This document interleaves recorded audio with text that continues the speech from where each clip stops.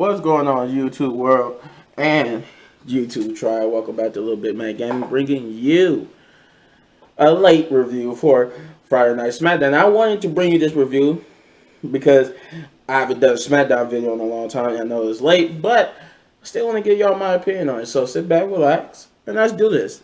So they started off Smackdown, not with the Tribal Chief, but they promoted that we was going to get like a face-to-face with Roman and Seth Rollins. Since last Friday, Roman basically found out that his next opponent at the Royal Rumble was going to be Seth Rollins. But so they teased that for the later on the night. But they started off the day with a promo from the Usos, and they basically talk about their match last week with the New Day and how they said they respect even though they beat the New Day, they respect the New Day, and that the New Day is pretty much like the only team that can push them hard. But he said then they switch over to the saying like, but we showed them who run this, and that it's no West. I couldn't say that. There's no West for the tag team champions because now they got to face one of the four competitors because they announced there was going to be a fatal four-way, and the fatal four-way tag team match, I should say, that would determine the next number one contenders, and that was going to be the team of the Los Lotharios going up against Cesaro and Mansoor. More about that in a minute. Jinder Mahal and Shanky and the Viking Raiders. And as they were talking about this, they introduced the team one by one, mocking them and, mocking like ring announcers like for boxing and stuff or whatnot. So they introduced them, and then pretty much, once they got in the ring, I think they said they was like, I want a clean fight and whatnot. And also remember the best supporting role, we the ones. And then they super kicked Mansoor and somebody else, and got out the ring. They all start brawling with each other. Thus, the first match became that. The first match was the Fatal 4-Way Tag Team match. The winner goes on to face the Usos for the Tag Team titles. I wanted to say, Cesaro has been in WWE for so long, and he's such a great talent. But to see him being put in these tag teams or going for the Intercontinental title, you give him one push, and that push was amazing. We was behind him, the crowd was behind him, and then you don't do anything with it. You give him that one push. He had that great build-up match with Roman Reigns where you could have just turned him into an ultimate. Finally giving him his time and knowledge as a top face. But you don't do that at all. Instead of doing that, you basically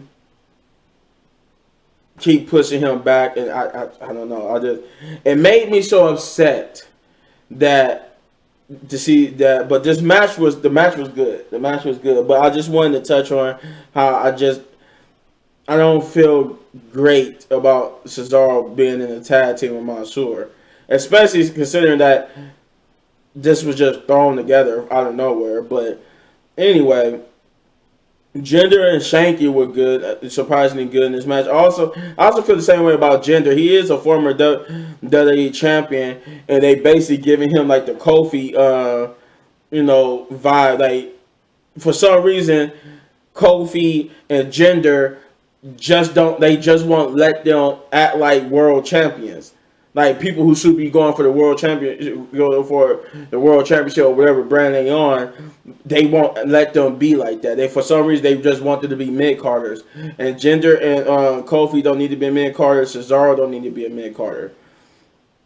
But the Los Lotharios, like honestly, the Viking Raiders, they're the ones who won the match. I'm actually glad they won the match, but I wouldn't have mind Los Lotharios winning this match because like Cesaro and Jinder didn't need to be a part of this match, nor did Shanky, because I don't think Jinder needed to be a part of this match. Jinder and Cesaro should have been a part of the main title picture, But that was like my only gripe with this match. But this match was a great match to start off the Friday Night SmackDown. And yeah, the Viking Raiders won to become your new number one contenders for the SmackDown Tag Team titles. We will get a promo from Sami Zayn, who basically is, I guess now he's really he's feuding with Johnny Knoxville. So in an attempt to get one up Knoxville from what he did last week, Sammy had his own trying to create his own like jackass TV show called, I was trying to remember what it was called, but it was called Insane. And it was supposed to be just like the WWE version or his version of Jackass, and he was gonna try to get them to ramp him over the ring to the other side and hit on the target. The target was on the other side, and he basically he came out basically talking crap about Johnny Knoxville, and then introduced Zayn, but then he did like you think he would do. He kept saying, wait, on three, then on 1, 2, 3. Then they did 1, 2, 3. He was like, no, wait, 1, 2, 3, go. And then once he finally psyched himself, I was like, okay. And then he did it slowly, got into 3. And then he said, go for it, go full speed. And then as soon as they was going down the ramp to try to hit that ramp, he said, wait, I just want to inspect it. And then, he basically, he chickened out at the end. And basically we're talking to the crowd about how you don't want him to see to kill himself or get hurt. And the crowd basically said, yeah. And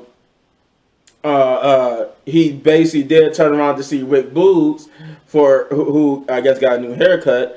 Rick Boogs is on the ring taunting Sami Zayn, distracting him from the fact that Shinsuke Nakamura, for once again, he does something little, but I now got an explanation because there's been reported that Shinsuke Nakamura got a hand injury.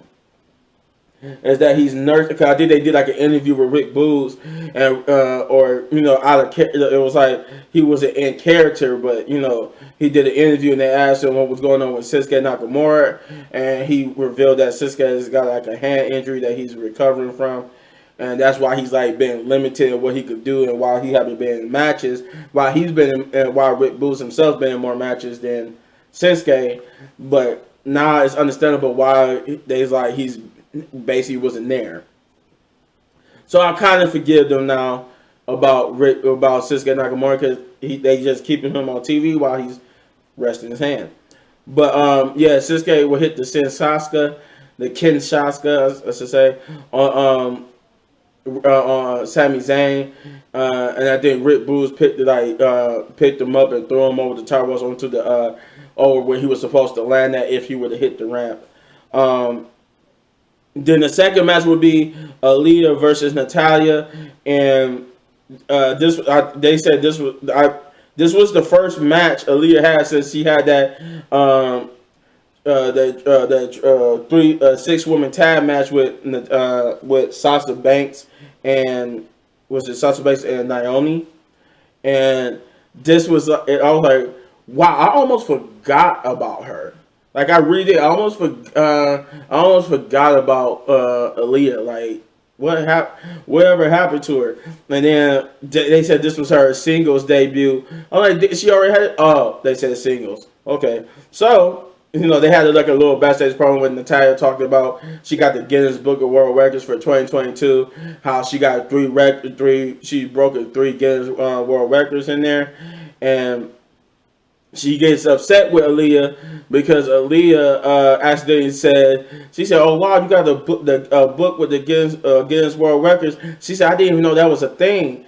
And Natalya would look at her with scolding her with a scolding look, and Aaliyah then she hit the music. She was like, oh, "Gotta go," and then I was like, "Okay, that was it was all right." I wouldn't say it was the worst backstage segment, but it was kind of what made it okay too. You could tell Natalya wanted to laugh for some reason because she was supposed to give like a serious look, but she couldn't hardly do it without with some semblance of smile. So I was like, even with her trying to be serious, she couldn't help herself because she knows she was being stupid. But Natalya, Natalya apparently got 3 Guinness Book of World Records for being the most winningest champ person in WWE and some other things. But then Natalya would go, she would make her, and then Aaliyah make her entrance, Natalya made her entrance. I think Aaliyah even made a reference about her throwing up because back when she had that 6-woman tag, which was like her actual debut on SmackDown overall. Supposedly Aaliyah threw up, and I went back and watched it, and you could tell she did throw up in the ring. That's why she made that reference to it, because she really did throw up. But here she had a little, well, not, I won't say great, because the match pretty much didn't start, because when Natalya came out, she just beat up Aaliyah, and then Aaliyah was like basically hurt, and the referee thought she could have continued, so he was going to call it the match. But Aaliyah begged the referee and stood up and told him that she could fight that not to call it the match. So he said, okay, never mind, I'm going to reverse the decision. She said she could go. She's going to get her match. So the match was on. As soon as the match started, Aaliyah rolled up Natalya and got the pinfall and basically won the match, and thus giving her the record. They said she also, not only did she win the match, she broke the record for the quickest pin in the match in WWE history. I think it was like 1.3 or something like that seconds. But yeah, she plainly broke the record, and now she's going to be in the Guinness Book of World Records. There was some weird storyline with Sonya Deville and Adam Pearce and their office. For some reason, their office was, first it was cold, then it was hot. But I bring this up because one of the more interesting segments in that both times they showed them was that Naomi, it was 2 times. The first time Naomi confronted confronted Sonya Deville about finally getting the answer to why she didn't like her and why she was doing everything she did, and I thought it was going to be like an elaborate explanation. She pretty much said, "I don't like you," and this is exactly her words. "I don't like you because you came waltzing into my office with your main character vibes, knowing meanwhile everybody knows that you're basically an extra." That's why she said that's her reason for doing everything she did, because she said that pissed her off. That Naomi basically came into her office like she was a main star, but I guess she didn't like the fact that she didn't realize she should be thinking like she's an extra instead of a main star, and she didn't like that Naomi thought she was a main star. I said it again for like the 3rd time. Then on the second attempt, when it was like super hot for some reason in the office, I guess she kept telling Naomi that when she got this jacket on, she's not a competitor like them. She's her boss. So as long as she had that jacket on, she can't be she can't be touched. So when it was so hot, she took her jacket off, and I think like Adam Pearce had to take his jacket off too, or his like suit jacket. He had left, but Naomi came barging in. She said, well, so you don't got that jacket on. That's what you keep telling me, that when that jacket's on. She said, that's not exactly what I said, but yeah. And then she was about to basically beat the hell out of Sonya, but Adam Pearce came stopping Naomi, and basically Naomi pleaded her case to why nobody's ever done anything about Sonya abusing her power, especially when it came to her. And Adam Pearce, for the first time in this whole entire thing, finally agreed that Sonya was abusing her powers, and that Naomi was also worried about what Sonya did last week, and that Naomi would have won that match had Sonya not interfered. So to be fair to Naomi, she would get a chance at Charlotte Flair again. This time, I guess next week, and in a championship champion contenders match, whatever they like to call it. And basically, I think Sonya didn't like it because she didn't want Adam Pearce to side with Naomi, but we'll see what comes of that. Hopefully, they stop this feud comes to an end because it didn't. The whole thing about that segment was what was going on with the temperature. Like it didn't make sense. It only made sense. It was like this was like a DX thing. And it wasn't a DX thing, you know, if you get what I mean. There was nobody tampering with the thing. It was no payoff to that. It was just a weird thing going on in the office, and it was no payoff. So then we would get the Lita's promo. Lita, I think they said this was the first time in 20 years. It was either 20 or 20 plus years that Lita has been on SmackDown. And she basically came on SmackDown to announce that the reason why she returned to the Royal Rumble is because she basically wants to, because back when she had her original run, there was no Royal Rumble for the women, and that she not only did she want to compete in the Royal Rumble and win the Royal Rumble.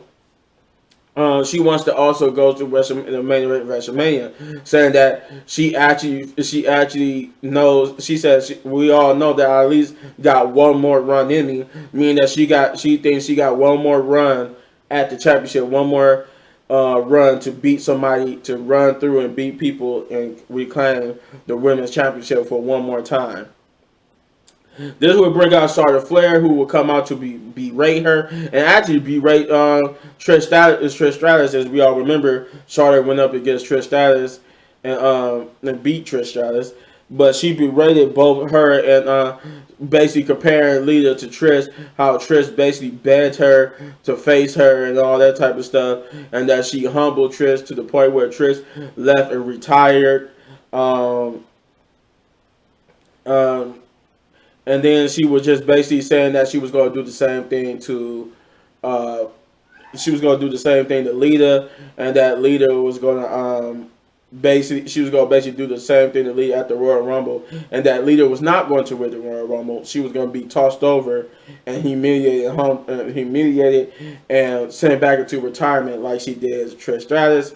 Lita didn't like Charlotte's words, so she faked like she was going to hit her. And you saw Charlotte go like this, like she was covering up, and then she looked and saw that Lita was like, and she was like, huh, cute, ha ha, basically like ha ha, cute, like you fake, like you go, oh god, and she just got hit. Lita just kicked her in the stomach and hit her with a twist of fate, leave her Charlotte in the middle of the ring. I am actually looking forward to this feud. Because this time, it was just like before with Trish Stratus, but this time I want them to actually pull the trigger.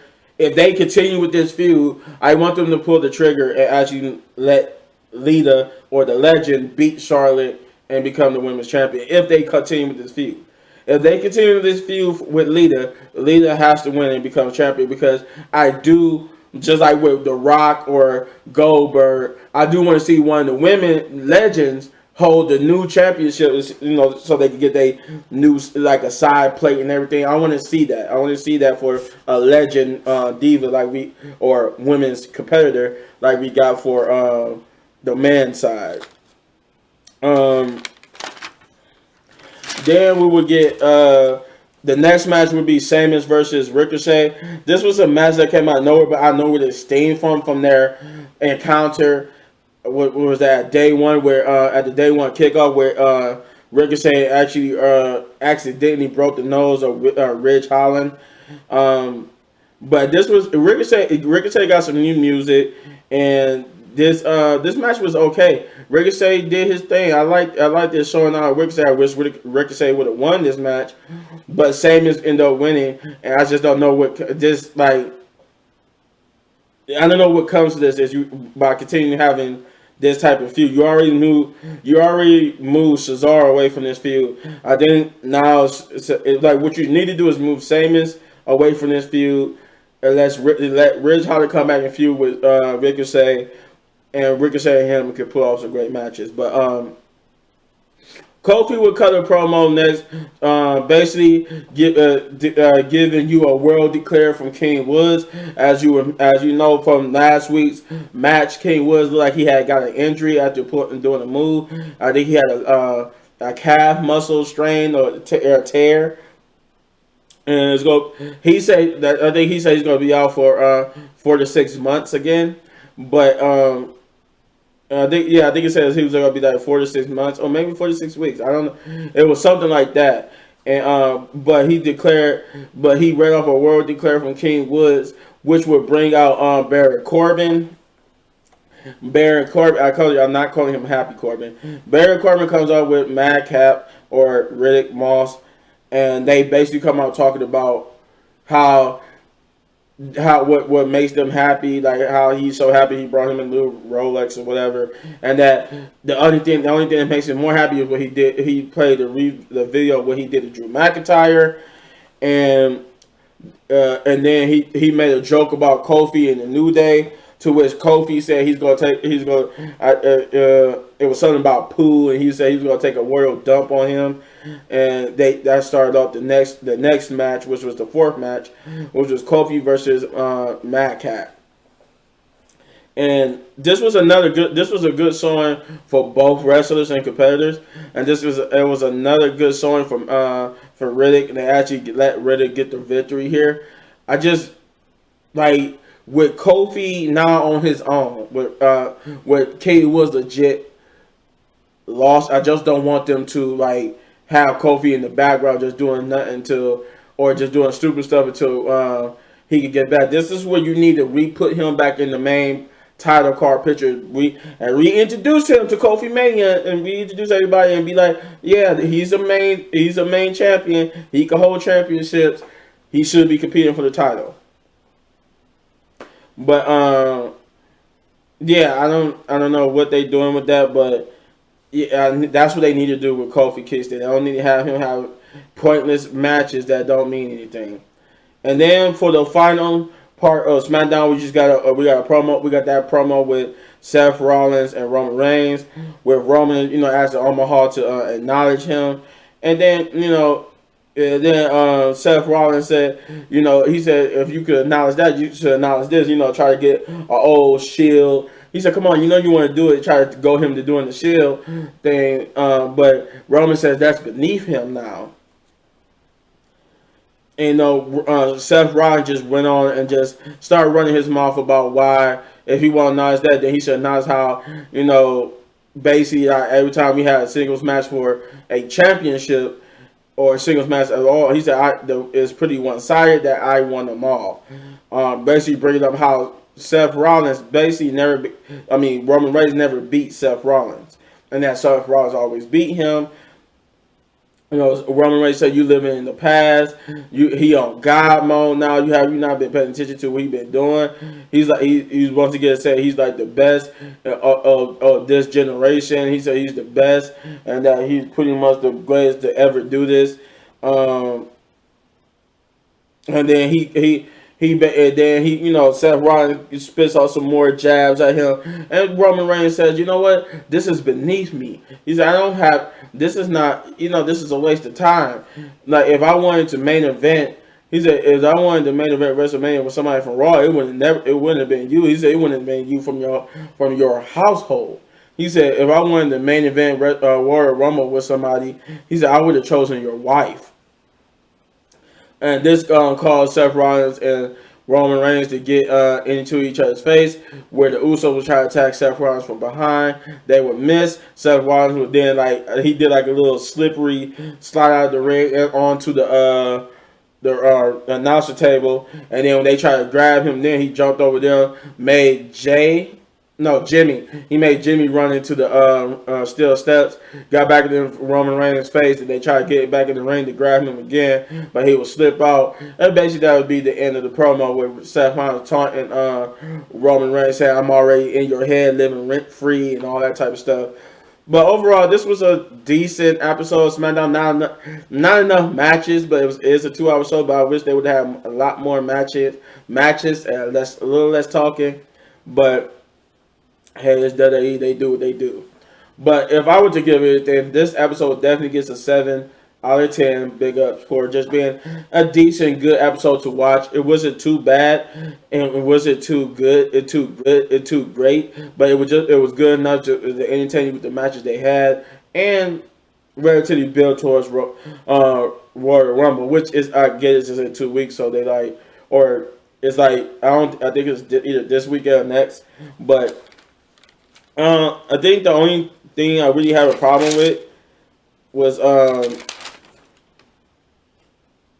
I think it was just the I want to say it was the Fatal 4-Way when it comes to Cesaro and the Cesaro and Mansoor, Jinder Mahal thing, and then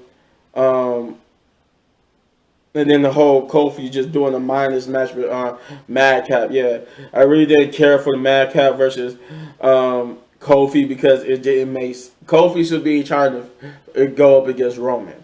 That would be a perfect person for Roman to go up against because they can rebuild Kofi back into a star and puts him for Kofi Mania 2. But hey, what did I know, right? They the ones who got got the millions and billions of dollars, while I'm still just a small time YouTuber, right? Just reporting what I see. Anyway, but if you enjoyed this review, hit that button right there in the upper right corner for all of my wrestling reviews. And if you enjoyed this review so much you want to support the channel, then hit that like button, hit that subscribe button, turn on post notification, and also share the video.